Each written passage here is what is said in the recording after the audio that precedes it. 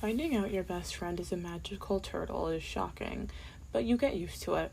I remember the lonely nights he would just pop into my room, a blue portal would appear, and he'd just walk through, and we'd just talk. I wish I could say we did more than just talk, but that was just it.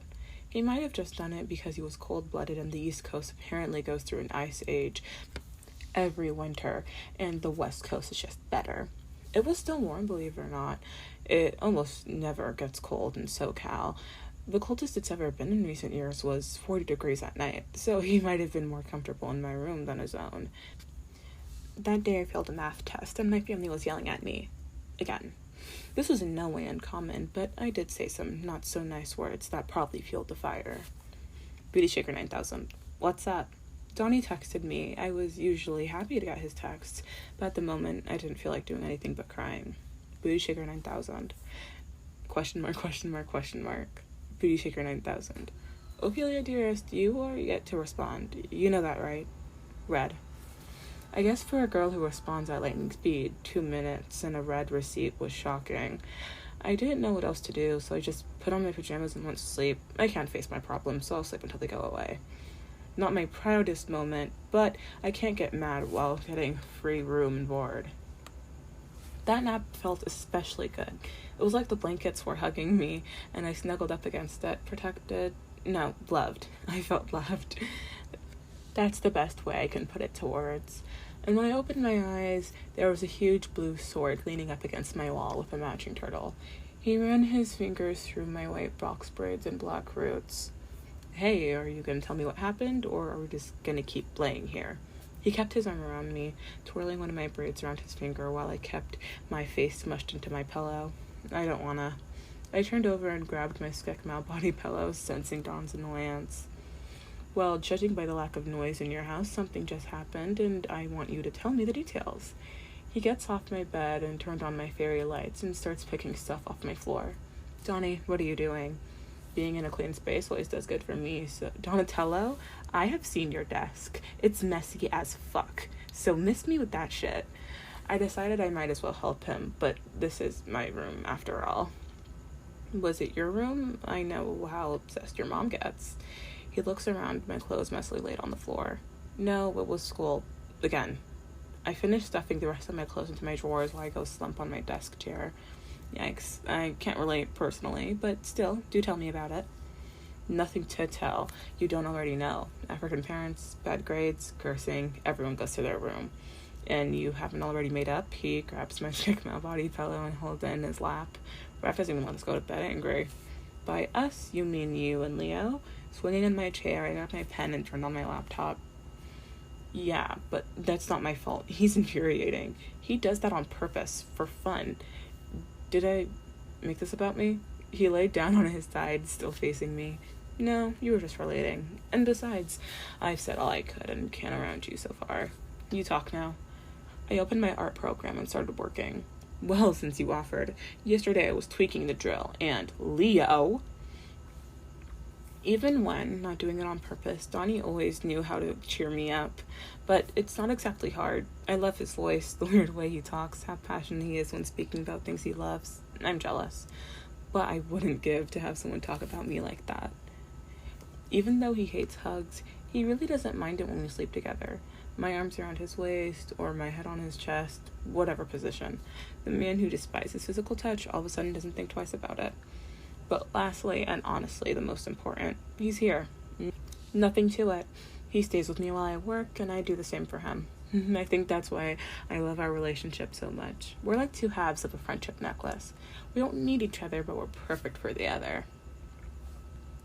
This is cheesy. This is so cheesy. I mean, the way I'm talking, thinking about this guy is just weird.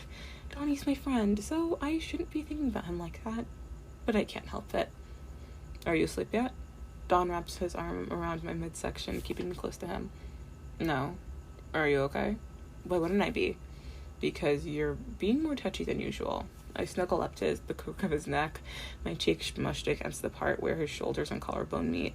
I'm not complaining, it's just out of the ordinary. He looks up in thought, and the blue fairy lights of my ceiling reflecting off his eyes. I don't know. maybe I'm more fond of physical affection when I initiate it. Just a guess. I cock my eyebrow at him, and he scoffs at me. Will you go to sleep? It's only 12. I chuckle under my breath. And 8 hours of sleep is what's recommended, but you don't go to school, so I guess you can sleep in as late as you want. He rolls his eyes at me.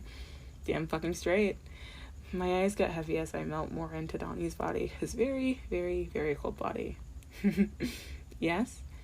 You should stay the whole night this time. I get lonely in my bed, you know. What if your siblings see me? I made an anthro plushie. If they see me move, mechanical. And what if they don't like me? He ran his fingers through my braids, slightly scratching my scalp as I drifted away. Good night, Dodo. He let out a sigh before drifting off himself. Good night, Ophi. When I wake up, I heard grumbling, almost like a cat purring, while I was laying on a cold, hard chest. I love mornings with you. I run my hands up his body and all through the grooves on his plastron. This is the first time I stayed till morning. Donnie scratches the back of my neck as I lean back into his hand while he chuckles. Just like a cat. Yeah, well, I'm your little Discord kitten. Well, no, don't say that. He cocks at his own words, trying to articulate a sentence. That's weird. Well, I'm your perfect kitten. Don rolls his eyes at me before sitting up and leaving my bed. Hey, what? He picks up his sword and about to swing it, but he looks back confused.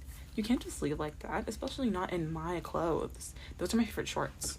I latch on to him, not wanting our time together to end.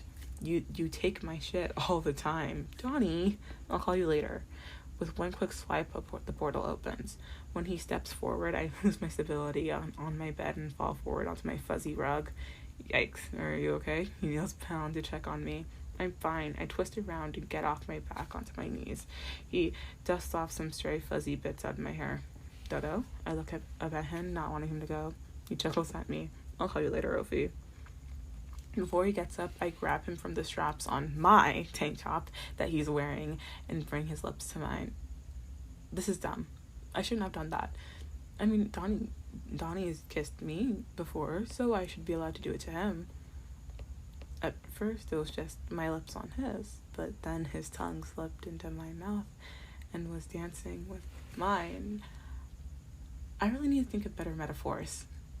His tense shoulders relaxed, and he started to lean his weight on me, his hands in my hair, while mine were wrapped around his waist, keeping him close to me. But after what felt like heaven, we disconnected. I'm left panting with a flushed face. His hand slipped down my face to cut my cheek. He bumped our foreheads together, staring into my eyes.